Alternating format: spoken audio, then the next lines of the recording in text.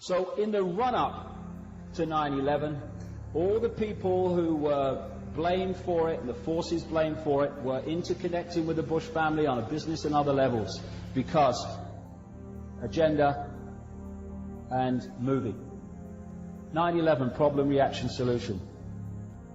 This guy, major placeman for the Illuminati, Tony Blair, that's why he keeps winning elections. He said this after 9/11. This is a moment to seize. The kaleidoscope has been shaken, the pieces are in flux, soon they will settle again. Before they do, let us reorder this world around us. Problem, reaction, solution, exactly what 9/11 was about. The problem: 4 planes basically simultaneously hijacked in American airspace. And in that period of, 2 hours or so while it was going on, the apparently most powerful military force in the world did absolutely nothing that made any difference whatsoever to the outcome. Why? This guy, 𝙊𝙧𝙙𝙀𝙧, who was involved in special operations during the Kennedy administration, said this about assassinations, but it totally applies to what we're talking about. No one has to direct an assassination, it happens. The active role is played secretly by permitting it to happen. This is the greatest single clue. Who has the power to call off or reduce the usual security precautions?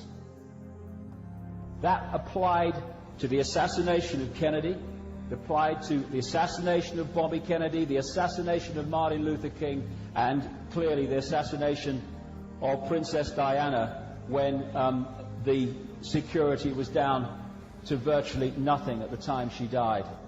That's what happens all the time. Again, for such a simple reason. If the real level of security is there, what they want to happen won't happen. So remove the security and let it happen. 9/11, a classic example. Where the hell were NORAD? NORAD, the North American Aerospace Defense Command, has the role of defending American airspace from attack. Not only American, but Canadian as well. This is what it says on its own website.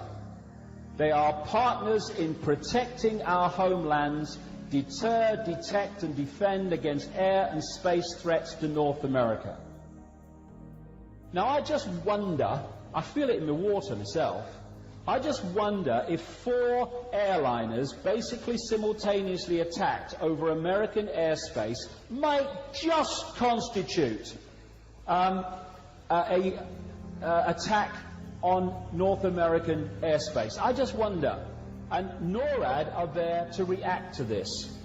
In the whole period that it happened, there was no reaction that made any difference whatsoever. NORAD's operational headquarters is at Cheyenne Mountain, in 2,000 feet into this granite mountain. And inside, they have the state of the art tracking and communication technology. They are part of the process of guiding the space shuttle. They have direct connections, communications into the Pentagon.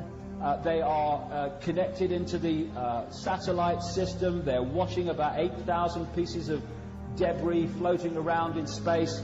They also pride themselves, indeed boast, that one of the great ways that they make the American military effective is they are able to guide them from a distance logistically because of all the communications and tracking equipment they've got. If a missile goes off somewhere in the world, they know about it. When they were asked, why did you not react earlier to these hijacked aircraft, their reply was basically, no one told us. I smell something fishy there myself. This is some of the inside of Cheyenne Mountain that they allow us to see. It's an incredible operation, and they can, you know, someone has a gin and tonic on an aircraft, they basically know about it, you know. And this is some of the scale of tracking equipment that is available. This was in Airman magazine, talking about the capabilities of the Global Hawk unmanned surveillance plane, of which more shortly. This is what it said. On an early test, for example, Global Hawk flew 58 or 6,000 feet over the Naval Weapons Center at China Lake, California. The images it gathered were so clear that an electro-optical image stands out next to an F/A-18 fighter.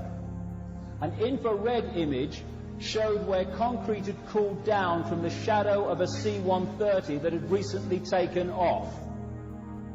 And they got that from 56,000 feet. And they can't find bin Laden. And they couldn't react quicker to what was happening on 9/11. Please. One of the stories that kind of tells the tale is the one of Flight 77 that hit the Pentagon, which I'll come to in a second. I mean, that was just an incredible example of how this was orchestrated non-response.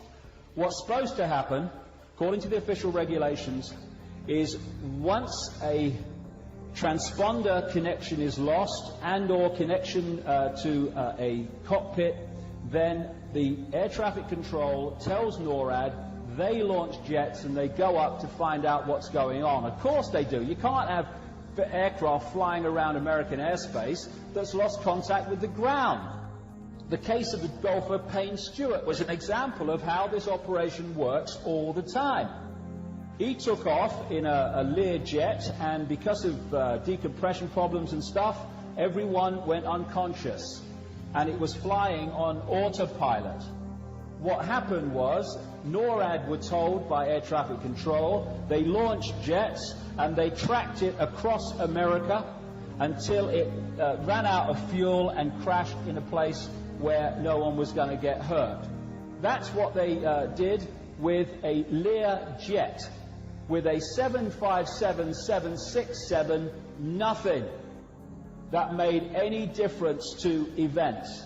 The Federal Aviation Administration, the government civilian part of this operation, the air traffic control and stuff, if the timeline that I was given by NORAD and was confirmed by them is true, so it seems it is, then this organization has massive questions to answer about non-reaction, but they're questions it's not being asked by anyone in authority or the mainstream media. Interestingly, the guy who was running security for the Federal Aviation Administration at the time of 9/11 was this guy, Michael Canavan. His previous job was head of psychological warfare and special operations. Quite a career move, I feel. He left the FAA shortly after 9/11. Now, like I say, this one is the Flight 77 is an example that kind of encapsulates the whole thing. You are, according to Mueller, the FBI chief at the time, you are highly professional hijackers who have been orchestrating this for years, he said.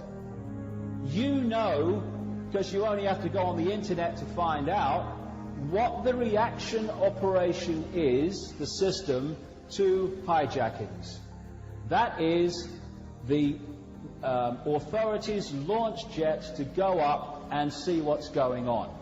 So, you take off from Washington Dulles Airport, and your target, we are told, is the Pentagon just down the road. So these highly professional, years in the making terrorists and hijackers plan to confuse people.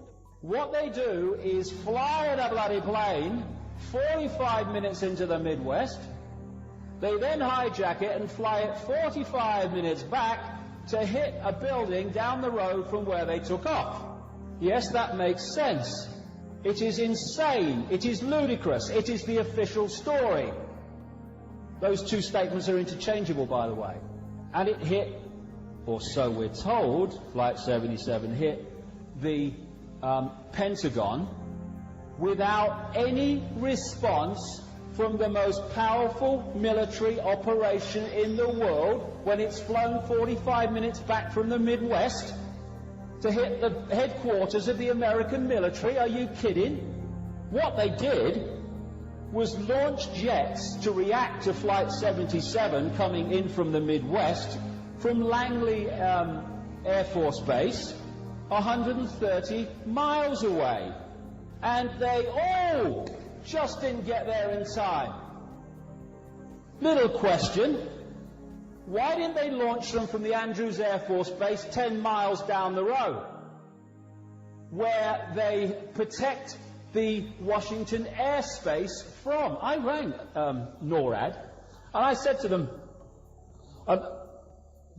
who defends this airspace across Washington that no one is allowed into?